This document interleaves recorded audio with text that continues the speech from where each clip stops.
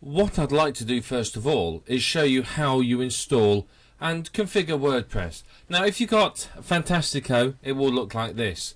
Some web hosts now have something called SimpleScript, but again it's a very simple process. We're looking down here and we go to Fantastico Deluxe and we install it. It's very simple to do. You don't need any particular technical skills or anything else in order to be able to do this. So you can see here we have installation already, and you can see if you want to upgrade to the latest version you just click that button. But we're going to do a new installation, so we click on WordPress here. Then we click here. It's not entirely obvious, but you can click here on new installation and install a new one. So I'm going to install it in the subdirectory of test. I'll have a normal, just call it admin, a simple password. Then you can set your nickname, admin nickname, so it can be anything you want. This is an email address. Then you put your site name in here. It doesn't matter too much what you put here, as you can change these later on. But those are what you put in. Then you click install WordPress. You click finish installation. And then it's done. That's it. That's all you need to do, and you've installed WordPress.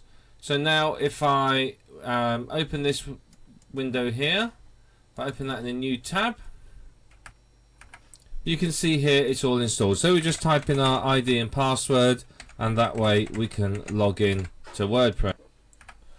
Okay, so this is an installed version of WordPress. Over here you've got your control panels, and here you can see what you have on your dashboard. So simple configuration. It's very quick and easy.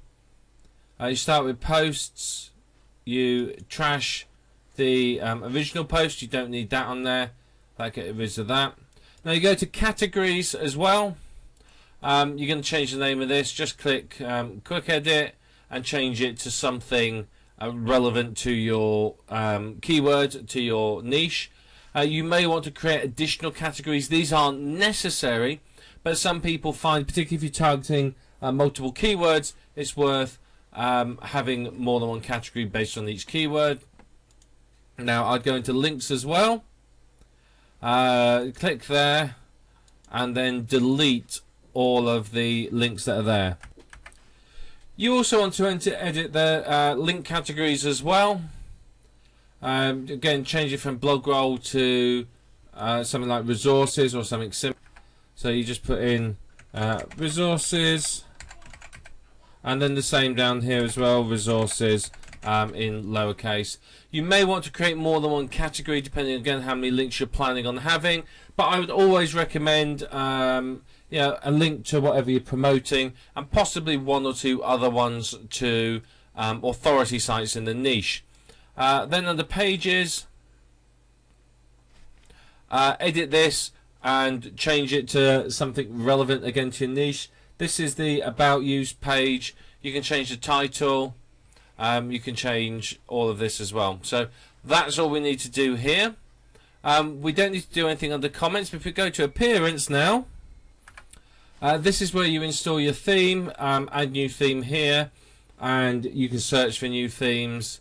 Install them and so on. So you can upload ones, you can search for ones here, or you can just go to Google and do a search there. You can use the widgets to add widgets onto it. Again, it depends on how you're laying your site at as to what you use here. Plugins we'll look at in a minute. Users we can ignore. Same with tools. We don't need to worry too much about that at the moment. Now, under settings, you got some changes that you need to make here. Again, this is where you change your site name and tagline. You can let anyone register and just save the changes when you've done it. If we next go to writing,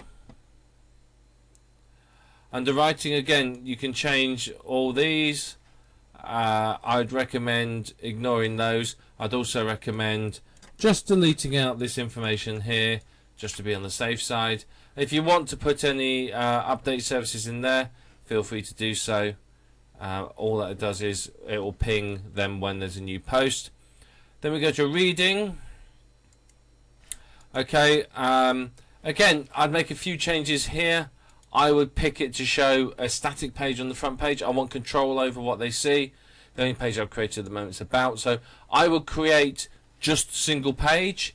I'd set this as my home page so that people come there and they see a good amount of information when they get there. Otherwise, they're going to see the latest post and it may not be what you want them to see. Blog pages show at most. I always set that to 1. That way it looks more like a website, less like a blog. Then we save changes. Okay, now under discussion over here, our next settings. Again, most of these you can leave as they are. The only one I'd change is this one. Always check this box, and it just means that you're not going to get any spam comments at all. And then save the changes down the bottom here. If you don't do that, then people can get comments through. What some spammers do is they'll make 1 or 2 reasonable comments, and then when they realise they're allowed to make any comments and they don't need to be approved, they'll start spamming. The next one we need to go to is permalinks. Okay, now on the permalinks side, this is how your website looks in the search engines. This is the default up here, but your domainname.com / category / and then the post ID. That makes no sense at all. It's terrible for SEO.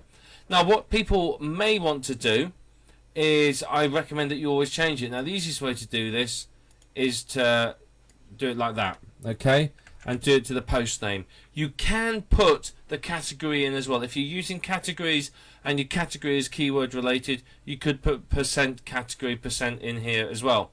I tend to do quite small sites myself, so just the post name is enough, and then you save the changes, and that's all the settings you need to do. It's not complex, it's not difficult, and as you can see, it takes just a couple of minutes to do. It's really, really simple.